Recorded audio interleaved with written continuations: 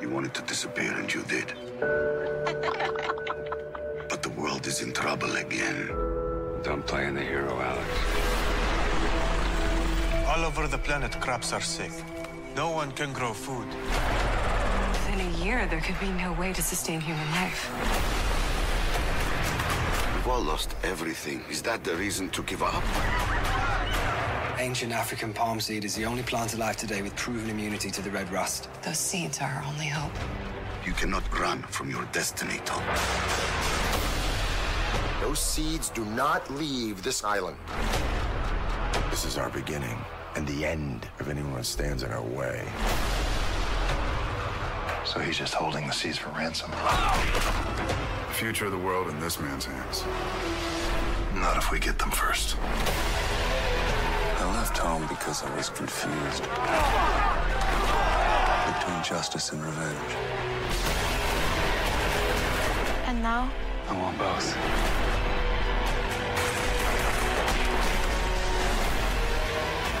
Famine, plague. You're gonna go to war, make it quick. Missile inbound! It's our last chance to save the human race.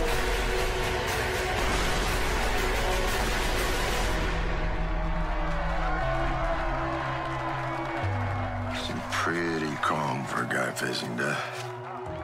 I've faced worse. The Last Ship, 2-episode season premiere, August 20th at 9 on TNT.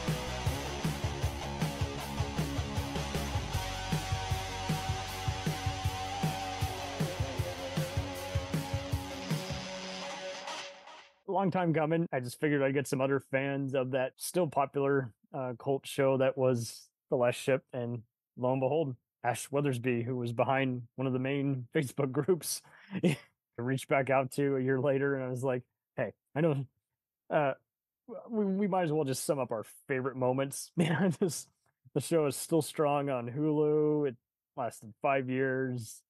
The actors have come and gone, and it's just so funny, just without a doubt. Like, some of them were already semi-famous, like Eric Dane and Adam Baldwin, but it's so funny how some of the other ones, like, I can name some of them off, but it's just like, still kicking, and everyone's like, oh, that guy. I know that guy. Where do I know that guy from? And if I don't know their name, I still know, like, the character. Like, yeah. And anytime I see Master Chief, I literally will blurt out, Master Chief, even though his name is Charles Parnell. He's actually a cool guy. I did get the chance to meet him. Wow. Well, back in 2016, the cast invited me out to California. No. And the original plan was to take a walking tour of the set and meet some of the cast and even possibly have a background role. And some of that didn't get to pan out, but I did get to have lunch with some of the cast members. And then later on in the evening, out there at the Santa Monica Pier, was invited out to dinner with Elise Mirto and her husband, Bo Foxworth. Elise played Kara Foster's mother. Oh, sweet. In the first 3 seasons. Yeah, I've seen her actually popping up in a lot of commercials lately, and she and I still keep in touch with her acting career. She had actually just got done casting out for 4 or 5 different commercials. Man.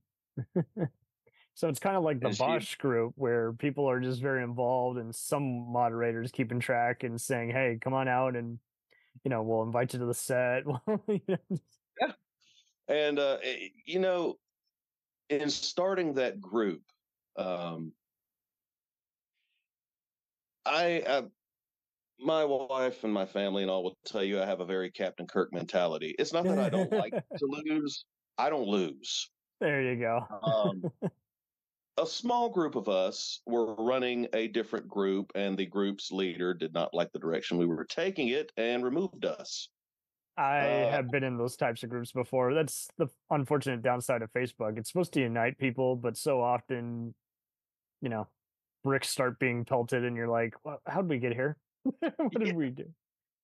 I was in a group that was for a canceled TV show, and people were being restless. And I'm like, let's just have this be about one of the actors. Let's have it be a tribute. It doesn't have to just be dissolved. Exactly.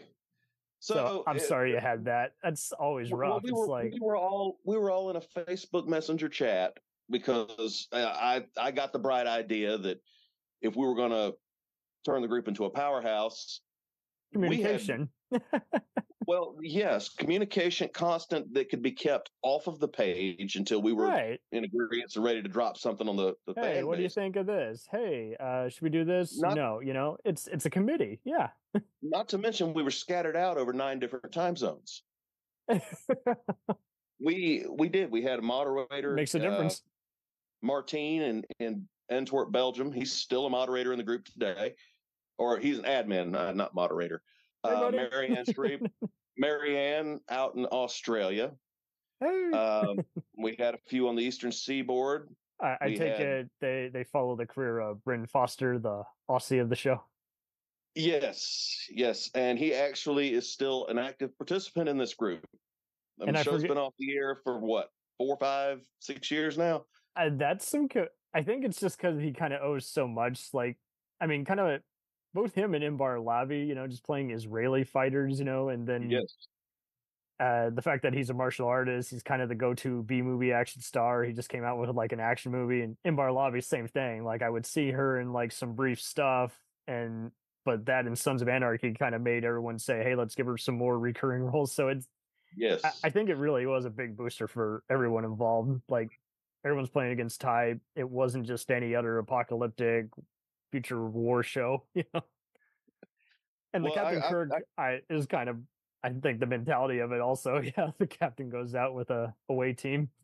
Yeah, when we decided to kind of branch off and do our own thing, we had laid down a set of parameters as to how we wanted to run it, and we always said that our best ideas were fueled on caffeine and an extreme lack of sleep.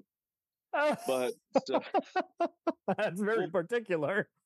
When these shows come out, the actors sometimes will quietly slide into some of the groups, and the producers, the video effects guys, the writers, people just to kind of see what the pulse of the show is and how it's going. They're gauging it as opposed to rude people on Twitter, retweeting stuff. Yeah, and it's easier to gauge. Yeah. And I had a standing rule that said, okay, guys, here's what I want to do. If we see a name come across for approval to join, and we recognize them as a cast or crew, because the crew is just as important as the cast, if not more so. This is for everybody. With no crew, you have no cast, you have no ship, you have no show. Yep, no fans. We welcomed by name. We called out by name as we would hit the approval process every single person that joined the group, all 4,000 of them at one point, except for the cast and crew. We just quietly slide them into the system, and we would shoot them a message off the side. Hey, welcome to the group. We normally announce people because of who you are. We will let you decide if you want to interact or if you just want to sit back and quietly be private, without being bothered. You might just want to be the programmer, but not, recognized for your talent. Right. You want your privacy. We get it. Give the thing a pulse. And That's let awesome. It run. And, yeah. And my team, because it might have been my idea, but it was definitely a group effort. Jocko Sims, I know you know the name.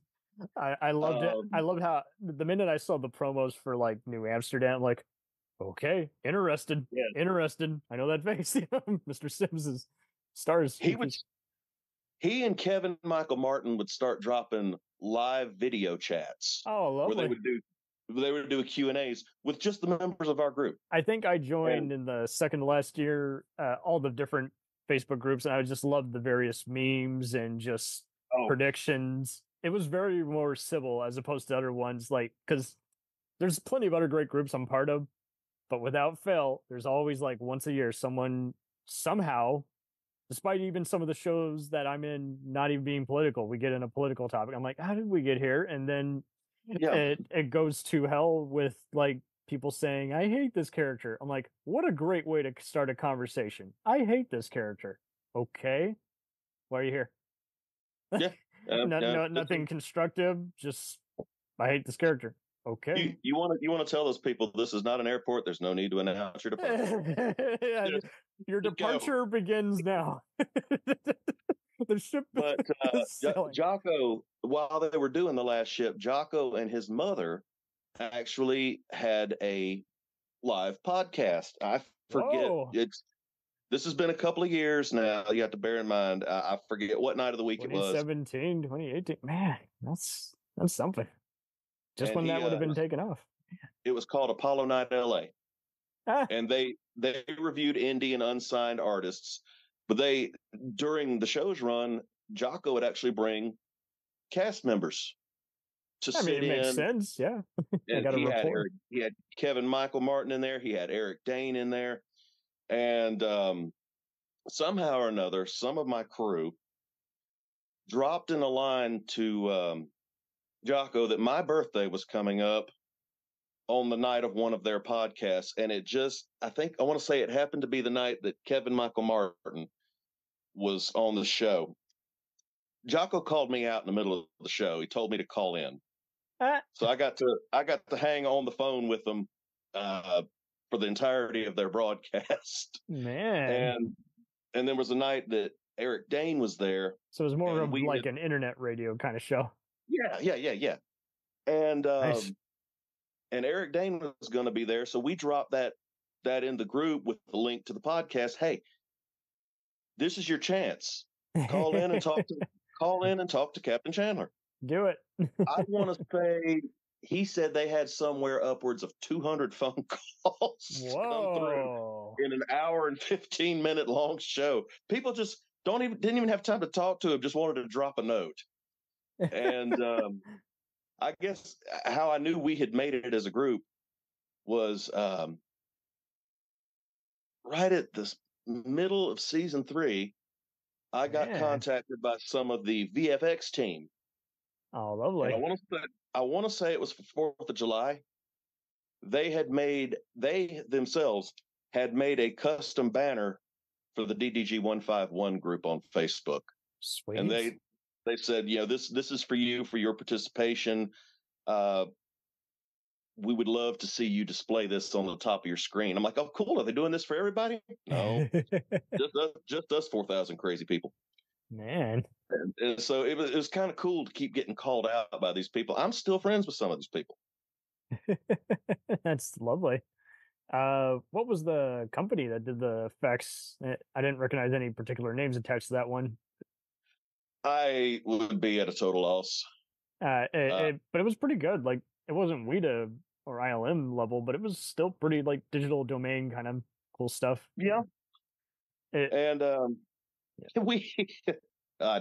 We found out that they were actually starting to drop Easter eggs to our group in the show. Ah, sweet. The very first episode of season 3, Chandler's driving around St. Louis in his pickup truck. He pulls up to this building. There's a mural on the side of the building. In the bottom corner, it says DDG 151. He started calling his daughter Ash. And hey, stuff that even goes over the director's heads. I saw that Hank, in preparing for this, I saw that there was back when the show first came on, that co-creator Hank Steinberg said there was often 150 visual effects shots per episode.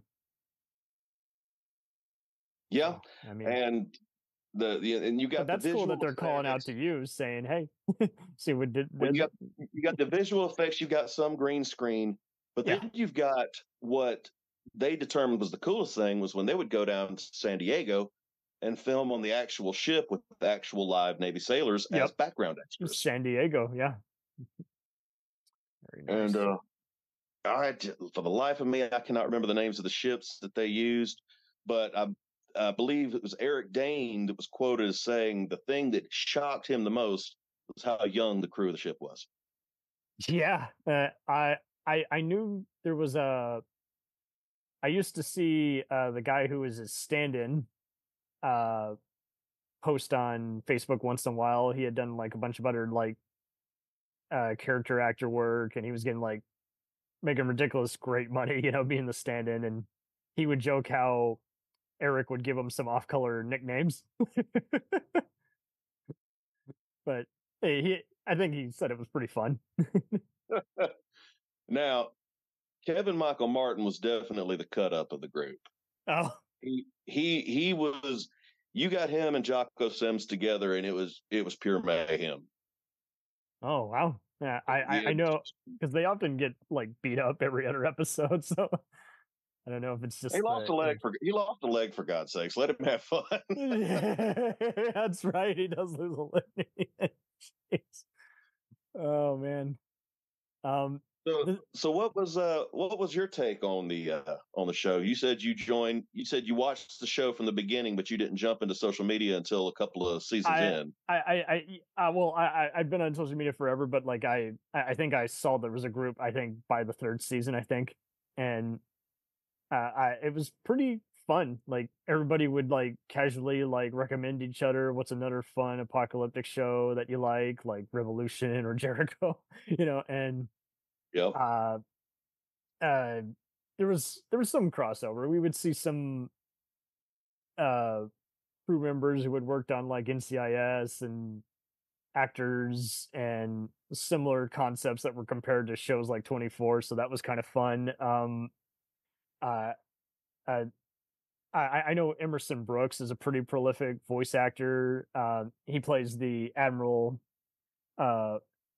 who is here to place Chandler under arrest and around season 3, and then gets assigned. He was the captain of the Shackleton. Right. Yeah, and in the last few seasons, and that he's been in everything like Call of Duty and what have you. I did see LaMonica Garrett, who's Jocko's brother. Jocko plays Carlton, and he plays Cam Burke, and seeing him just be on so many other just big shows like Special Ops and Designated Survivor, Sons of Anarchy. It was cool just seeing him kind of have some camaraderie as both a sibling and once again, like he gets roughed up pretty bad in action. So just cool to add some emotion there. But yeah, I mean, I like to say, I did see some cool interactions back and forth, people just showing photos, pre-visualization kind of videos, and the co-creators, I always look out for their names now just because they just want to make a fun spectacle that happens to be on the small screen. Both Hank Steinberg and Stephen Kane. And Kane, I got to hand it to him. I mean, he was very involved with the last season of Jack Ryan and the new Halo TV show, but I mean, he even won a few awards for being the story editor on the other TNT hit show, the Closer. And good show. Yes, really awesome show.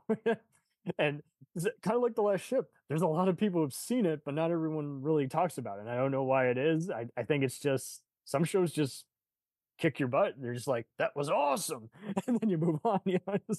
Well, any show that Michael Bay, I mean, the man gave us Transformers, for God's sake. So any show that's going to have Michael Bay as a creator, it's going to be edgy as see thrill ride from start to finish, and it was nothing but.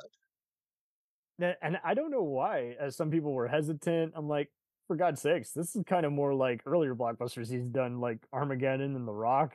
Just like it's going to have some eye candy and something you just can't look away from. So I mean, yeah, kudos to him and partner in crime Brad Fuller using their company, because I did see a lot of actors on there who had been in a lot of their movies on the show. And then you had 2020 hit, and The Last Ship actually, believe it or not, started to make a resurgence, because apparently having a worldwide pandemic was not good enough. People wanted to go sit at home and watch somebody else have it for a little having while. that is true. Yeah, there was a virus outbreak in one season. It's just like, yeah. I have gone out to even purchase the '80s book by William Brinkley. It was based on. You mean this one? Oh, yes, that's the one, and I can't wait to read it. Do you ever find yourself ever like quoting stuff from the show, like Nathan James report? Not really. Not quite No. We used to have a lot of fun working, tweaking the lines of the show to kind of turn it into a Benny Hill sketch. One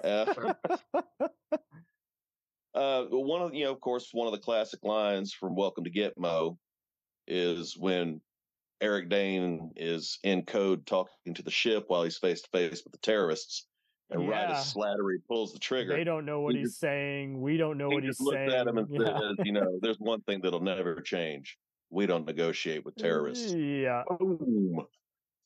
It's a fun excuse for hoorah stuff without getting political, and it's just fun how how about the fact when they first return in season 2 and they're like, wow, our government's gone to hell. There's a lot of bad apples here. They're all killing people. Like, no one's even following a constitution anymore. And see, Tex Nolan was the true. He was the comic relief. Love John Peter Ferguson. Yeah. I mean, what a great role for him. Cause like, he's a Canadian guy, and I've seen him play all kinds of people, Russians, French. He's like he's an Aussie, for God's sakes, and it's just like, well, as far as I'm concerned, he's a Texan, based on how well he played that role. And I mean, it was perfect, because he went into it lighthearted, always flirting with the doctor, always kind of verbally gut punching the captain, just to kind of keep him on his toes. In a way, because he wasn't a part of the Navy, so he was really the only confidant that Chandler had. And it was cool to just know that it's like, hey, he might be a merc, but he's a soldier first. So that was a fun twist on it. It's like, hey, I've done all kinds of gigs, but I'm just trying to keep some kind of order here. And it's just they did some good build up of every character. The minute they introduced him, he's like, I'm not sure what their agenda is, but you're gonna know by seasons in. Yeah. They kind of introduced him as okay, we don't know if he's two-faced or if he's just a good-natured country boy. Luckily, it turned out to be the latter. Yeah, and even then, it just, there were so many fake outs. Like, no one was safe that whole show, but it never felt like they were just trying to go for like a cheap, just like gut punch, which says a lot because there's so many ways it could have just. I know some people I knew just stopped watching it, but it was just because they were the picky kind. It wasn't that they necessarily thought it was a bad show. I'm like, okay, well, sorry it didn't do anything for you, but I like, it's a spectacle. I'm literally seeing a blockbuster movie every week. Why would I? It's every summer. Yeah. Why would I give that up? That's too much fun to sacrifice. And some of the older Navy vets and some of the generally grumpy in the crowd. You've been on social media, you know the type. Unfortunately, when it hit the last 3 episodes, the honor, courage, commitment. A lot of them were like, "Oh, it's Jump the Shark! It's Jump the Shark! It's a show. Sit back and watch. I see what you did there. And watch the show. Enjoy the show. Have a good 47 minutes of escapism." Right? Is it too much to ask to just have fun? Did you also notice how Rona Mitra, who plays the doctor, was also with Eric Dane on a hospital show back in the day?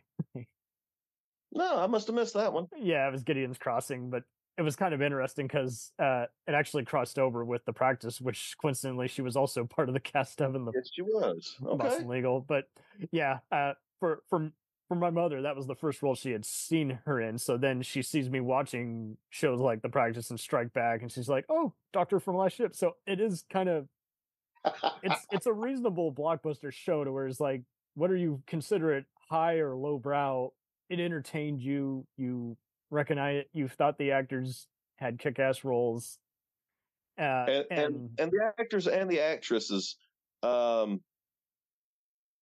you said, two of them were pretty well-known mainstream guys: Eric Dane, Marley and Me, that type of stuff. Right. And Slattery, the man. That's not his Love first. Adam Baldwin. Yep. Yeah, it's not exactly his first go round in a military role. Full Metal Jacket and Firefly. Yeah, I mean, and Chuck. The Patriot. The Patriot. Oh my God, Independence Day. And I'm still looking forward to seeing what Marissa Knightland, who plays Kara, can do next. And I thought it was cool how she and Danny get married. But she was in an earthquake movie a few years ago with The Rock. Yeah, the San Andreas, and I saw her as she was a recurring diplomat on Madam Secretary. So I was like, okay, cool. She's doing accents and everything. That's cool. And like for Jocko, TLS was a jumping off point for him. I mean, he'd had a few small bit pieces here and there. Yeah, I'd seen him as a guest star, but never as a recurring. And I don't think he was in the very first episode. I don't think he showed up till the second one.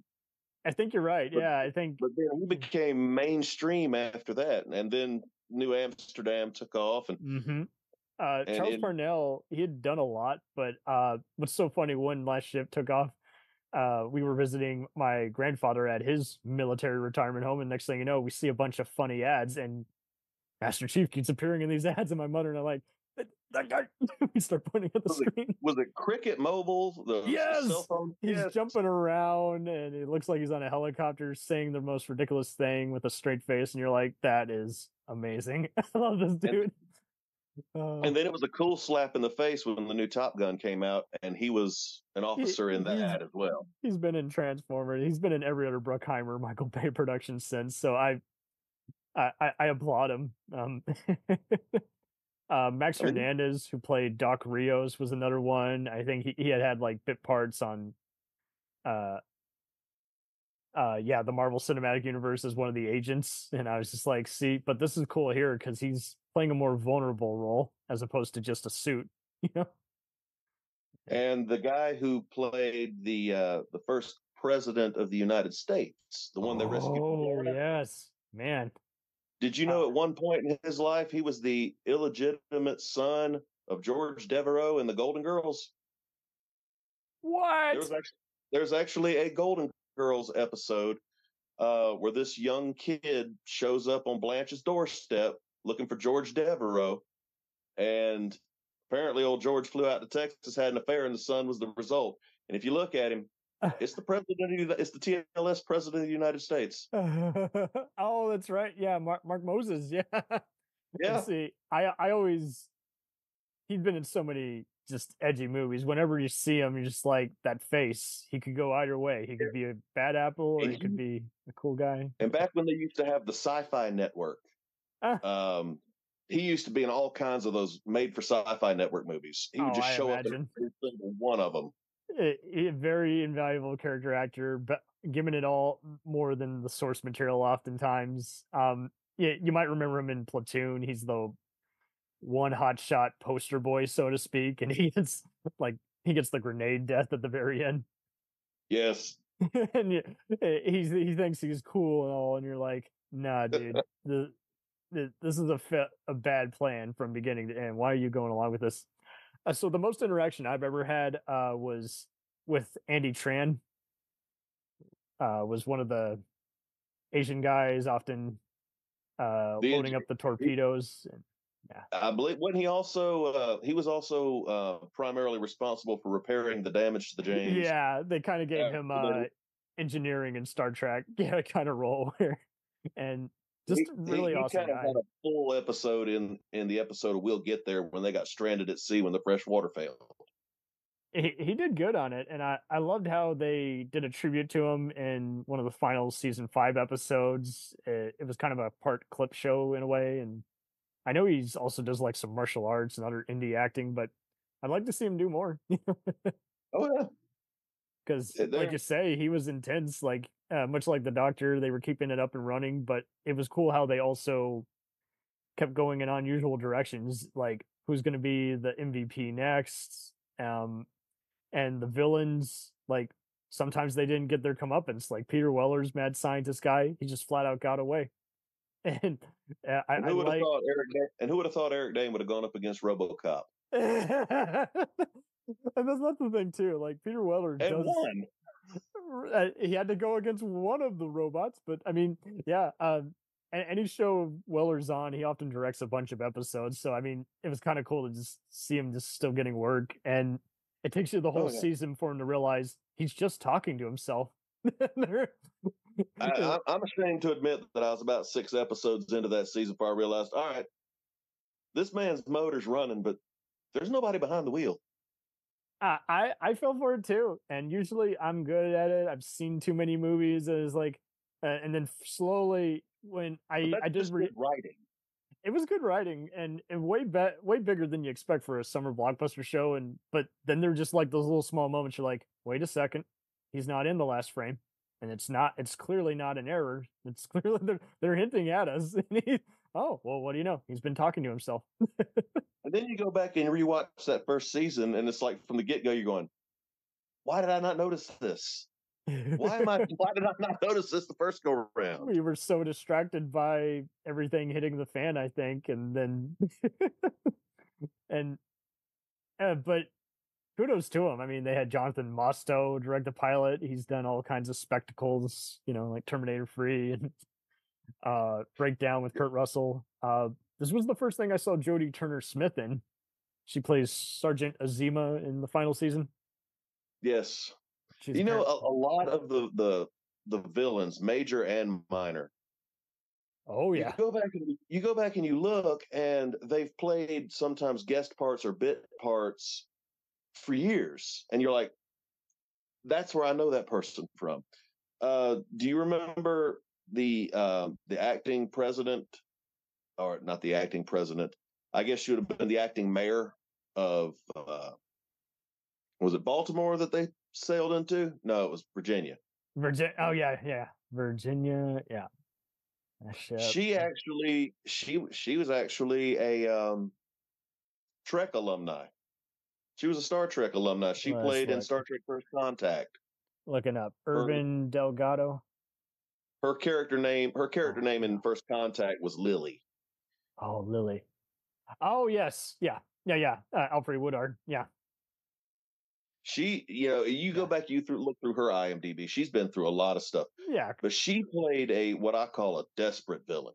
She was doing what she had to do to try to keep her city alive, and then she just kind of succumbed to it is what it is, and damn the consequences. And it's so hard because her daughter, Alicia, played perfectly like Krista Elmore. She's part of the crew, and she's like, I'm not going to betray the U.S. I'm not going to betray my family. I'm not going to betray, but I'm going to have to betray you, Mom, because killing is wrong. Like, why are you murdering these people other than you're insecure or they looked at you the wrong way? And it's cool how her mom has raised her to be an honest person, and her very mentor, her, what used to be someone she could call her parent, is ordering death squads, and she's like, this is a brigade of fascism. This is not the United States. And kudos to the actress. She's gone on to be on HBO's Insecure, and then some of the families, some of the actors, like Alfred Woodard's character, she took her morals and went south. But then you had Elise Murtaugh, you had Kara Foster's mama, who was basically a fall down drunk when she went to sea, came home, and all of a sudden she's running a community center. There you go. Making sure everybody's fed and entertained, and she became a ringleader. So it's like, I think that's what they were trying to convey in the show, is in those kind of situations, you find out what you're really made of. And some people excel while some crash and burn. Absolutely. I like how Tracy Middendorf, she's been in a million things. I liked how they were trying to save her because, she's Captain Chandler's wife. And then she, the virus claims her. And so then it's a matter of save the kids from the death squads, and then, get his in-law, her dad safe, and have him watch the kids while he commands the ship. And it was just some cool kind of espionage in a way too, in between all the apocalyptic and the torn up governments. And that actually brings me to my favorite moment when they interview Titus Welliver as the Merc leader. I love how you think, oh no, he's been sent by, the mayor turned president, of Virginia to kill these guys. And he's like, no, he's actually a freedom fighter brigade. So you came to the right place. He was just doing his usual, like, he had you in his crosshairs of his sniper rifle. He's just making sure you weren't a threat, but they, it was just a cool way to close out that season and make us go, oh no. and how cool how he doesn't make it through half the season, but he's just redeemed by that he doesn't want to live under a government that just, shoots people on sight. He's like, there's no police, there's not even any gangsters. Why are we being treated like criminals? I can't even go outside and take a leak without getting targeted by some death brigades. And it was just kind of cool to just, again, without getting political, just showing, hey, it's wrong to just, if it were to all be lost, who do you trust in charge to be like the 5th or 20th person left in charge? Exactly. And they did some other kind of cool stuff. When Mark Moses' character becomes the president, he doesn't last. He's got a crooked chief of staff and some other people in his office who you think they're the ones pulling the strings, but they're actually also patsies. They had no idea. And but the new president they brought in, he's been in everything. Boys in the Hood, as the college dean. So many great voice acting. I've seen him in many track roles playing a Klingon. He was a That's where I know him from. There you go. Let's look up his name. He had a badass name, and I thought it was cool that they gave him 2 seasons before he said, "I'm out." President Oliver. Oliver. Yeah, and I liked in one of the season endings when they were trying to divide up the country, and Chandler showed up. Yes, just to make sure. Hey, let's provide security. He quelled the army down, and the army general looked at him and said, "Well, who do we report to? Who do we salute?" Yes, yeah. And he goes, "No, you salute him." And Oliver comes around the corner. Yes, that was just a good way to put it. Is like, okay, it'd be too much for one episode for them to restructure everything, but at least they're doing a cool. It's just like, hey, there's still a chain of command here, and the guy is sound in his right mind. Last I checked, there's otherwise, it was also just cool to just see that the captain had just a way, like you say, he did have that same kind of Captain Kirk mentality. Is like, don't be a meathead, just put the gun down. Let's talk. Shoot. And cool on I thought Stephen Colt was awesome that final season as President Rice, and they inducted him in as the 49th president. And because that dude, he's always been like a presidential guy. You've seen him as the Speaker of the House on the West Wing. He was RFK on 13 Days. Yes, he was on 13 Days, wasn't he? He's just got that face. People want to see him be a Secret Service agent or a president or some like cop lieutenant. He's just always that kind of. He carries himself in that way. And just the minute I see him playing around with like a ship model in like the first episode, I'm like, I already like this guy. I know he's going to think outside the box. He's not just, a guy who's like, what do I do? Like he wants the, his military strategist guys to come in, and he wants to think real hard about this new version of Colombia that's threatening the now rebuilt United States. Then it's like, see, that is awesome. That when you see them going to the place they now call Grand Colombia, I'm like, I'm getting D-Day and Bay of Pigs kind of illusions here, but this is an apocalyptic version of it, Yeah. People are actually, like you say, you mentioned earlier, it's like people are losing their legs. It's like, I don't think anyone survives with their legs who's a supporting character in the last season. No. But they do it so awesome. Like, it's emotional without being preachy. They don't play, and kudos to the editing too. Like, Jablowski's score is epic without being mushy or soap opera-y. It's just very just like in the moment. Almost like And the see, various bullets ricocheting. You get that same kind of feel. Dun, dun, dun, dun. Yeah, Cohen and Kuna, Kane, they were all in the DDG 151 group from the beginning. They Oh, were all sweet. fairly active.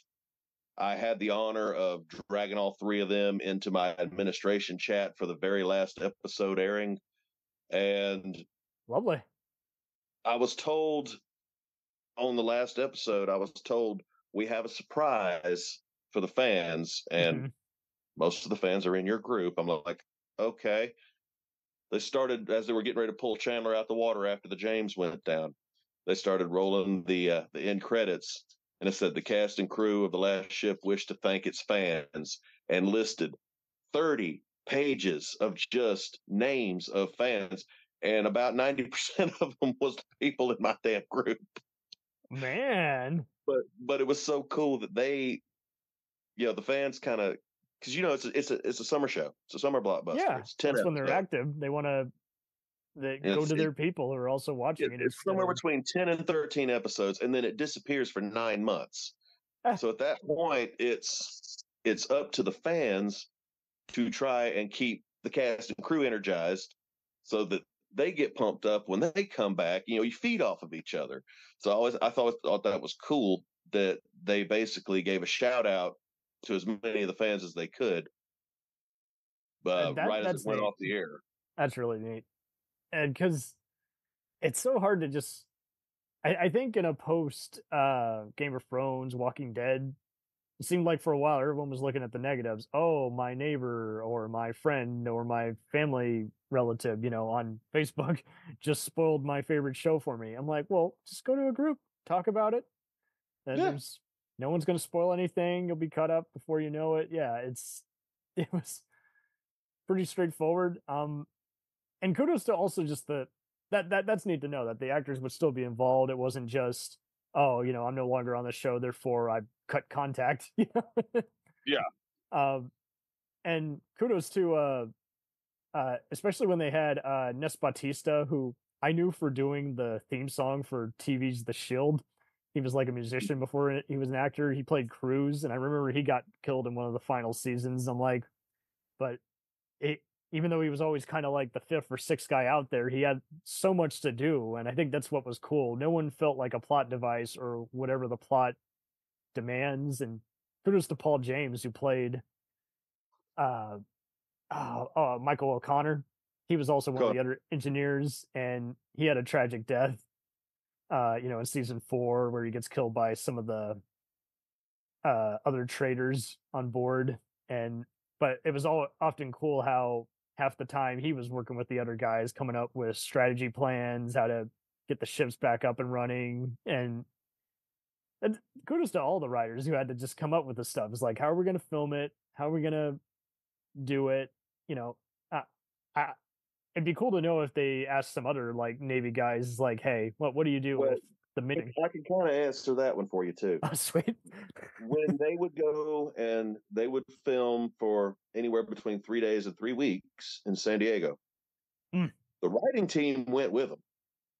Oh man! So the writing staff went down there with them, because LA to San Diego is not a far drive, right? But they would go down there and do what writers do: step back in the back, look at everything, take mental notes, listen to what everybody's saying, just board ship, talk to some of the senior crew of the ship, find out what is the correct terminology for this or that.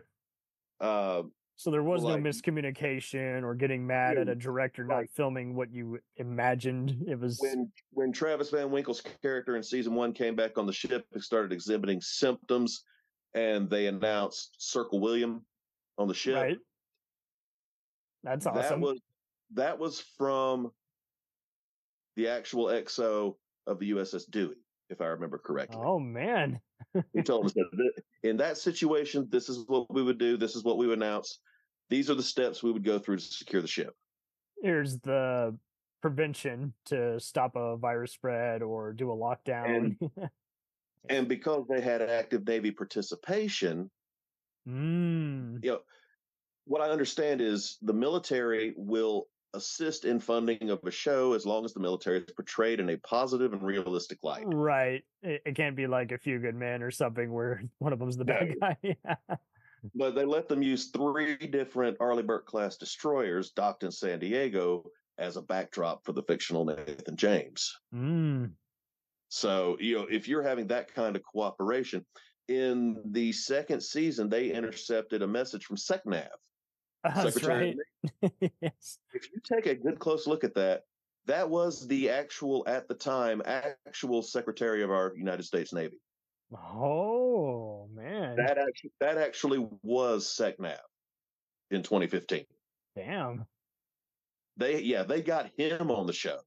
That lets you know what the military thought about the job that the writers and the staff and the VFX team and the actors were all doing on the show. That's lovely. We'll return after these messages. If you like small town mystery, crazy news, and wild history, then the Florida Men on Florida Man podcast is for you. Each week, Josh Mills and Wayne McCarty bring you the absolute best Florida has to offer. So if you're looking for a show that's safe for the family, but funny enough to help you escape everyday life, then listen to the Florida Men on Florida Man podcast. That's Florida Men, plural, on Florida Man podcast. Hey, it's Brent Pope, the host of Breakfast with Brent Pope. You've seen me on some of your favorite TV shows saying things like, "Give it up, Jimmy. You got to sink this putt to win." On Breakfast with Brent Pope, I sit down with guests from the entertainment world, and we do it all over breakfast. Or should I say Brentfast? Every week on Brentfast, you get inside Hollywood info and tips, great breakfast recs and foodie debates. Most of all, you get the most delightful 30 minutes of your week. So dig in. It's Brentfast time. Listen at Brentfast.com, Apple Podcasts, or wherever fine podcasts are found. The Jacked Up Review Show podcast is honored to be part of the Blind Knowledge Podcast Network. Join anytime, talk the talk, and enjoy yourselves. There's something enlightening for everyone with this crowd of cool cats. Check them out.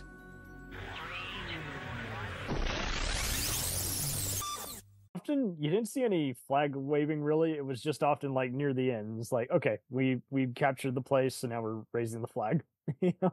Yeah. And speaking of Aussies, I mean, what did you think of the Jessie character who ends up during the Red Flu outbreak? She's a tourist pilot and becomes an unlikely ally. Played by Deacon Lockman. Mm-hmm. And it's so funny. She'd been on a similar show called Last Resort, which was a very similar concept a few years prior. Where it was a nice piece of eye candy for that season, for sure. I know, but yeah, and I do think she's a cool action star. She's been on everything. Yes, a Dollhouse. I like how they introduced her character, drunk and passed out on the couch. Sasha That Cooper was tries funny. to wake her up, and Sasha tries to wake her up. She goes, "Oh, hey, wow!" Yeah, right to the face. And both her and Wolf had a cool camaraderie. Like they weren't flirting; they're just like doing. You needed some just dry, kind of dark humor while they're about to literally head into hell, you know? Yeah. And Lau Hao was such a evil minister too. It was cool how they also showed how China and Japan were at odds with each other. It was cool just them acknowledging other parts of the world have gone downhill since all these different virus and World War III scenarios, you know? It just and everybody was impacted in one way or another.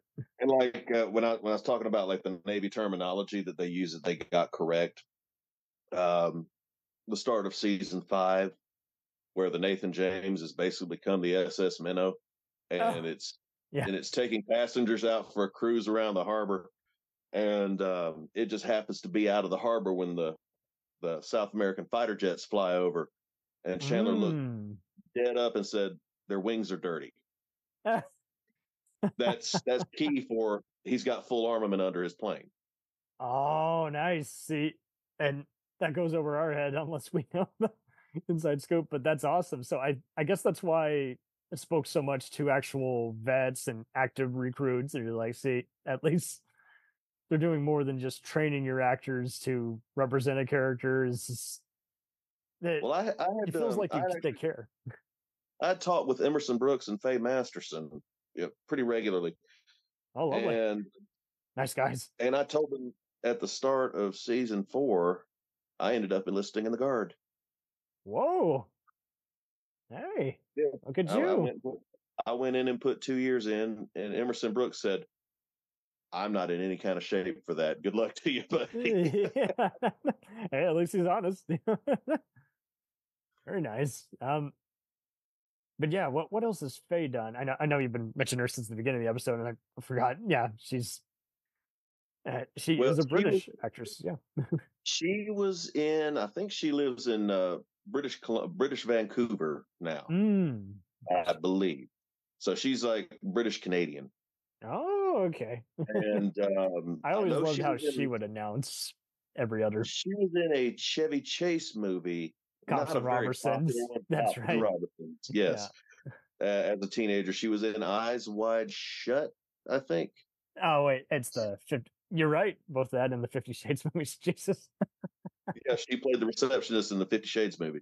I've seen her in Johnson County War, which was a pretty epic miniseries with Tom Berenger. So I mean, she's done a lot. But, wow, very cool. Yeah. You might like her in The Quick and the Dead and The Power of One. Morgan Freeman. Yeah, she was. I think she was the girlfriend of the character that was played by Leo DiCaprio in The Quick and the Dead. Oh, okay. If I remember correctly. Oh, shoot. Love to see her do some more stuff, because she was always intense when she'd get on the comms and you're just like, uh-oh, what's going on? and you got to forgive me, because I'm ripping some of this stuff from memory, and I've been up since 5 a.m. Oh, hey, man. Hey. I'll try to make your job as easy as possible. You're doing great. You're doing great. I'm having a blast here. Good. That's the motivation I need.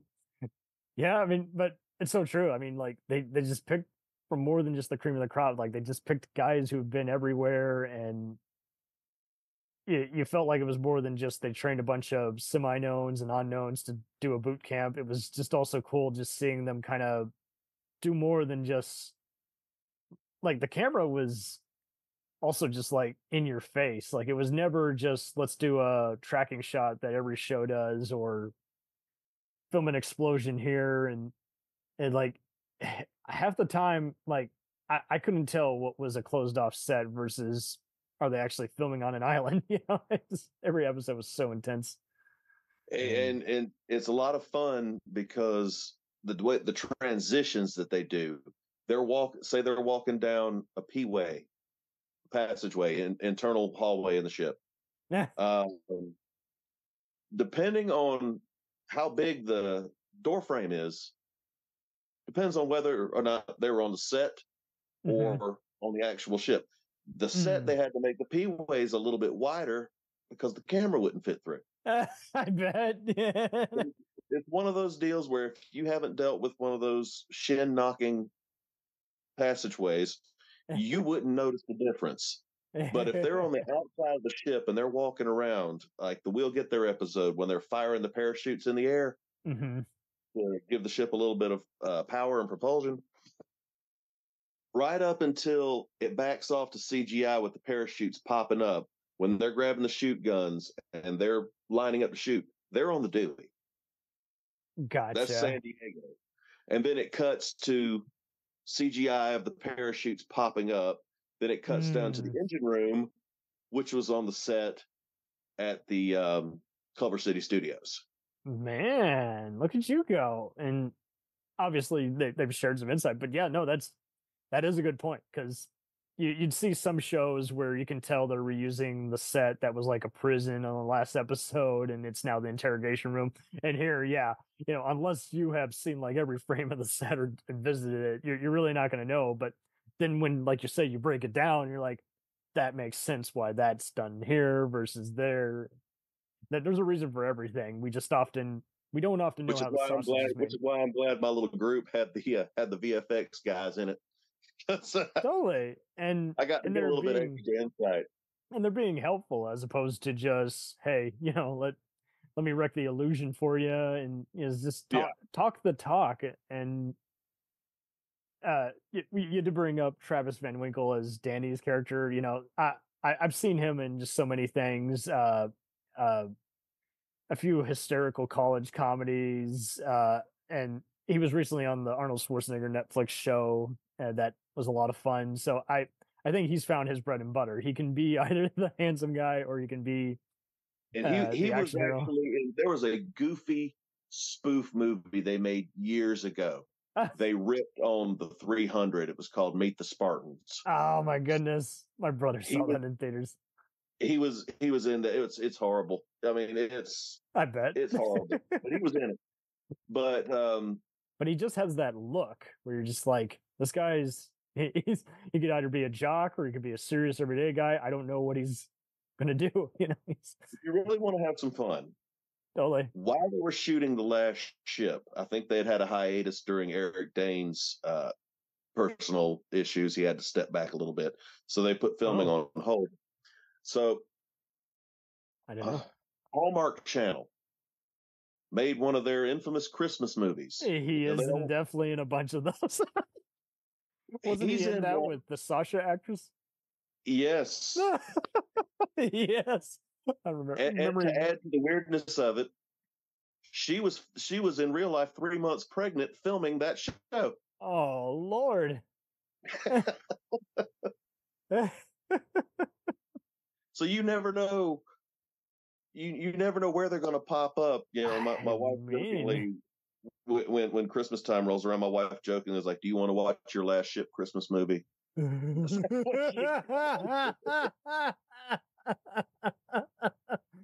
And you're like, I'm just doing this to support people I admire, not because I want to. Get the popcorn, honey. Right. And that's why, don't you think it's also kind of interesting to have to explain that to people sometimes? It's like, I wouldn't even be watching this had someone I otherwise love not been in it, you know? They're like, what is your fascination with that? If you're not in my head, man, you don't know. You got to bring it on around. Right. There are plenty of bad movies I have seen, but because they got people I admire, they make it tolerable. I don't know what else to tell you. It was cool how they had Cooper and not Cooper.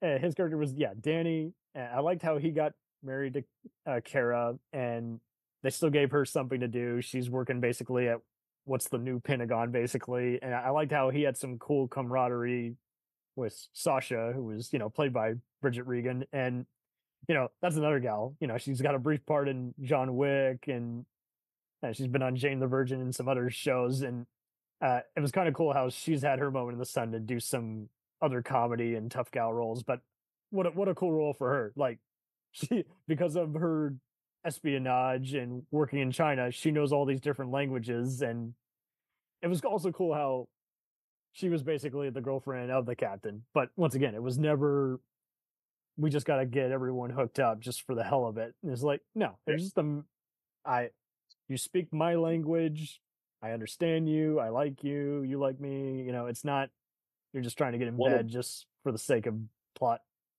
You asked me this at the start of this video. I think one of the things that made me laugh the hardest, and I go through 5 seasons, was season 5, episode 1.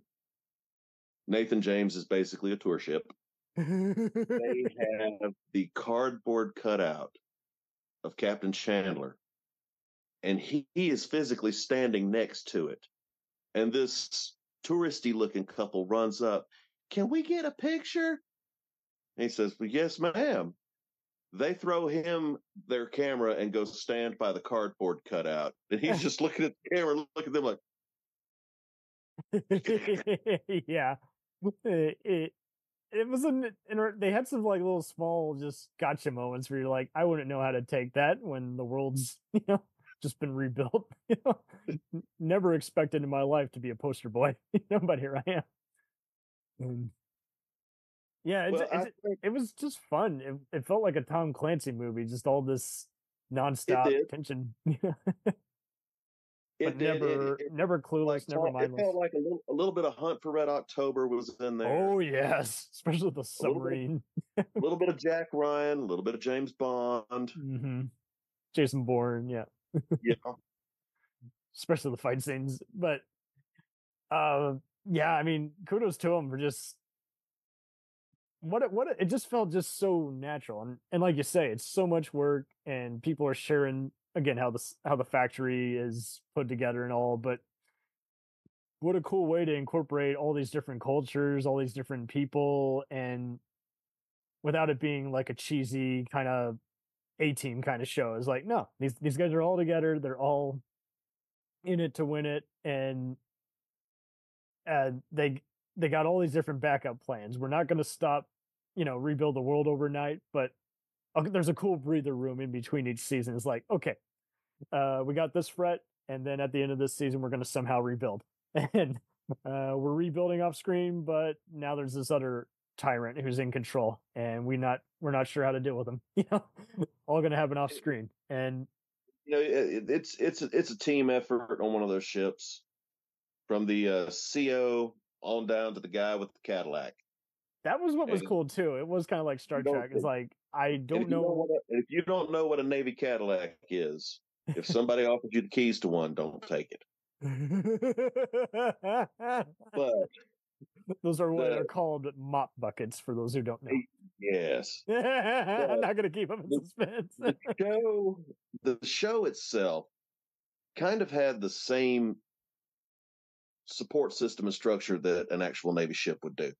You have Stephen Kane. He's the CO. He's helming this Joker.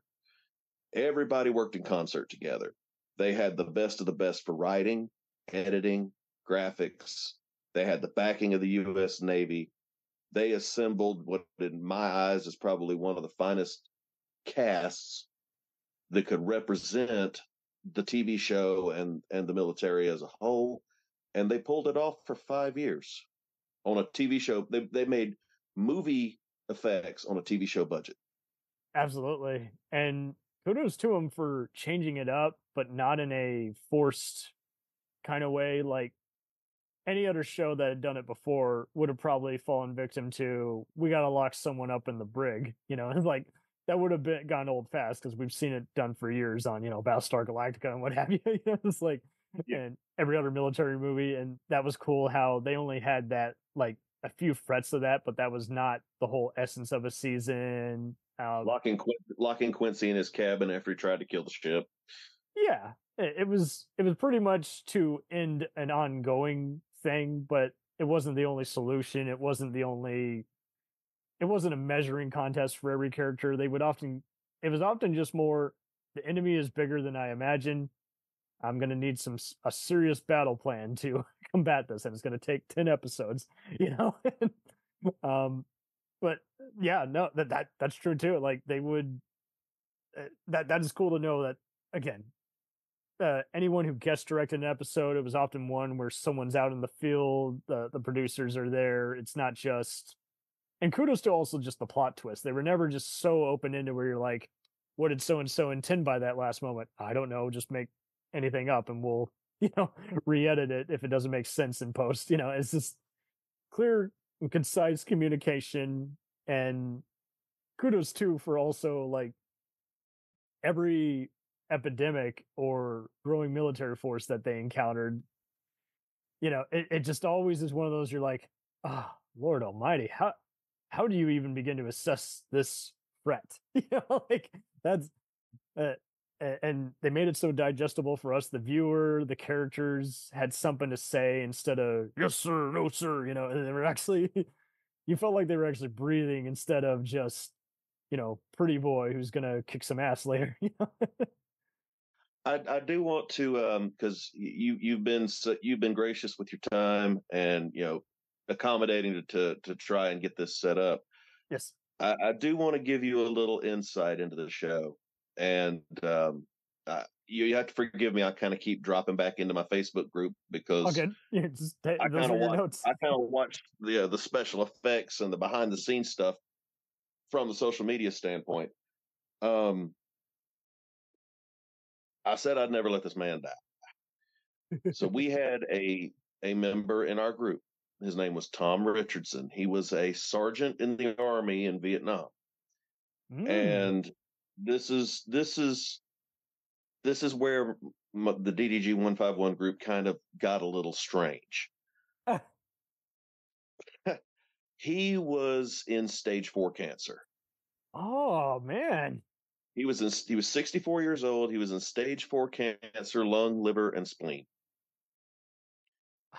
And he was huge fan of the show. He used to have to always type in all capital letters because he said that was the only way he could read what he was typing. Gotcha.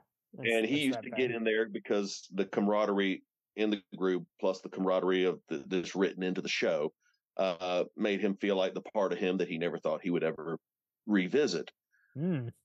Well, we found out he was going through chemo. So my group got together, and I don't know, for the life of me, there was alcohol involved. I know there was alcohol involved. Probably massive quantities of it.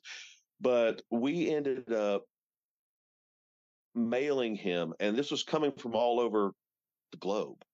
Somebody mailed him a DVD player. Somebody mailed him the first two. Somebody else someone in Ohio mailed him the DVD player. Somebody in New Hampshire, I think it was Sue Clark, one of my those admins. who are listening, we were still doing that back when the show happened in the 2010s, Yeah.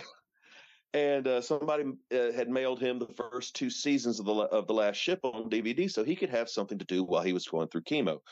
Well, one of the writers on the show, Dan DeCuna, he caught wind of what we were doing and decided he wanted to chime in a little bit too. That's neat. So he went to Eric Dane and Adam Baldwin, and they had actually made Navy Challenge coins for these guys, and it said TNT's The Last Ship, USS Nathan James, Spear of the Navy, Commander Mike Slattery, Captain, and way cool. See, that's going they sent those to him, and they mailed a puffy vest that had the Nathan James shield insignia, on it, where the insignia where it said Spear of the Navy. They mailed that to him, and they wanted his wife to film him opening this stuff up. Well, I decided that wasn't good enough. I was not going to be outdone by the TV show. It's my damn group. Right. So I found out his birthday was coming. His 65th birthday was coming. So we scheduled a little surprise for him. I was going to drive up there, and we're going to throw him a surprise party. And Dan had asked me what was his favorite episode. Well, it was the episode where they destroyed the sub in season 2, at the end of season 2. So he got a copy of the script together, had the entire cast sign the top page of it. And he mailed it to me to take up to Tom, and we got some presents for him and some military merchandise, stuff like that. Well, apparently the TV show said I was not going to outdo them. So Eric Dane and Adam Baldwin got together during a set break when they were still in their Digi Blues and made a tribute morale booster video for Tom Richardson. They had the opening of their video was the season 2 opening credits. Then they came on and they addressed him directly. And they sent all kinds of merchandise. They sent T-shirts from the props department for him to wear. And when he became terminally ill about 9 months later, the military pays for X amount for burial, but it wasn't going to quite be enough. Gotcha. So they started a GoFundMe. And I was a big fan of not putting stuff like that in the group. I don't want fundraisers in the group. I made the exception this one time. Well, Eric Dane dropped in $1,000. Oh man. Travis Van Winkle matched him, because you can see who's contributing into this. People from the group were contributing. People have never met this man. They're dropping $20, $50, $5, whatever they could afford. Yeah. Well, I think Jocko Sims dropped in $5. Then Eric decided to outdo him and dropped in $1,000. Then Travis Van Winkle dropped in $1,000. And the next thing I know, I'm getting a message from GoFundMe that Tom Richardson's name is trending on GoFundMe. Oh man. So the GoFundMe, Stephen Kane contributed. And then at some point we were like $1,000 away, and GoFundMe kicked in the last grand. all because of the show. Wow. That was kind of from my perspective of the show. That was kind of why I enjoyed it and enjoyed what I did with it. Well, and plus, it's just an atypical kind of interaction. Instead of, oh my God, what are they going to do next episode? It's more, hey, here's a veteran who happens to watch it and he's in need. And that's cool. That's very neat.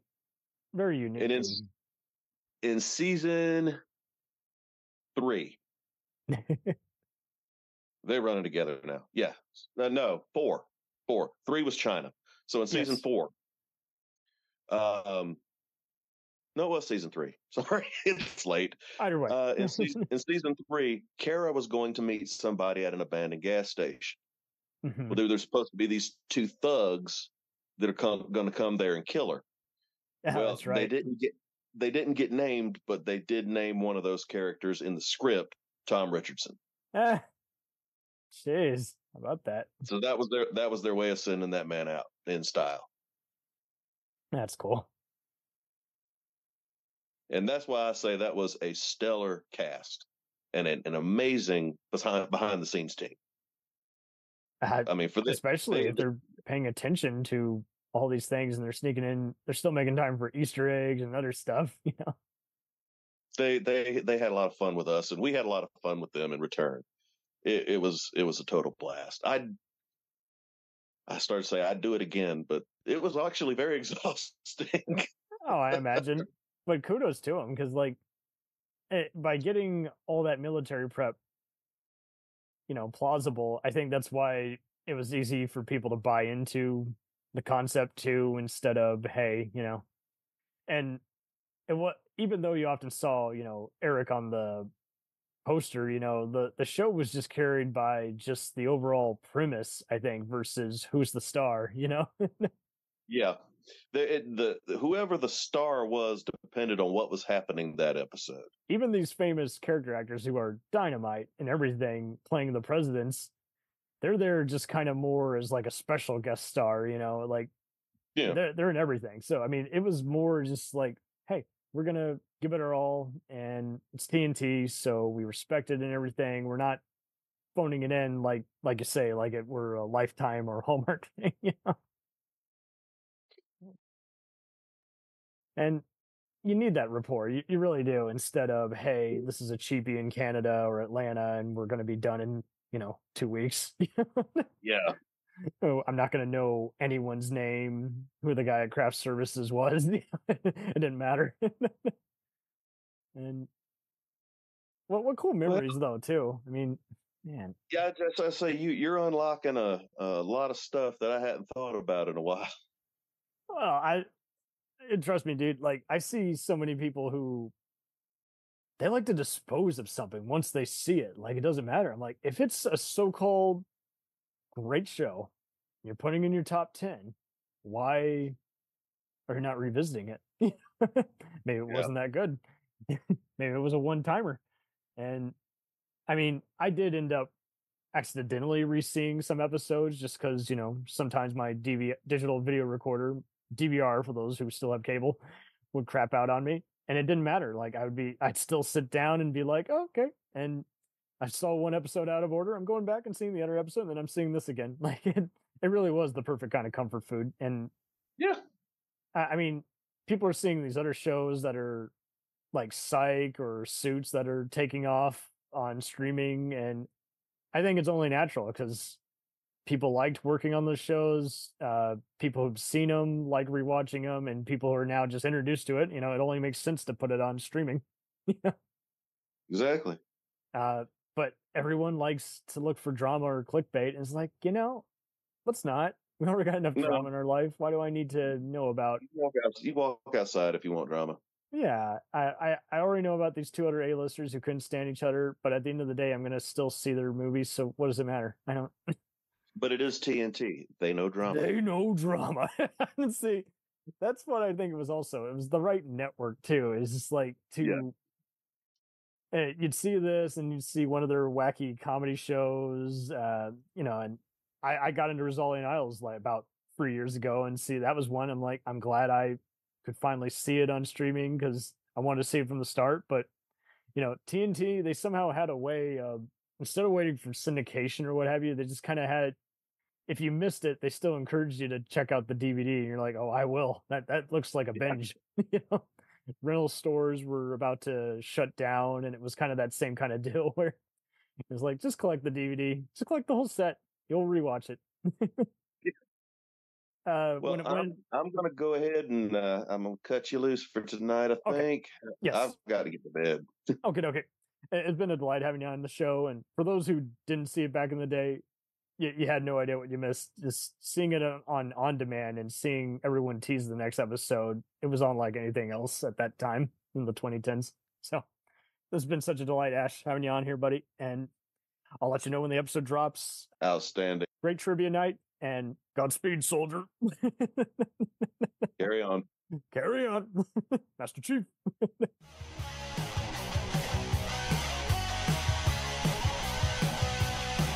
Follow us on the web on Facebook, Twitter, and Instagram.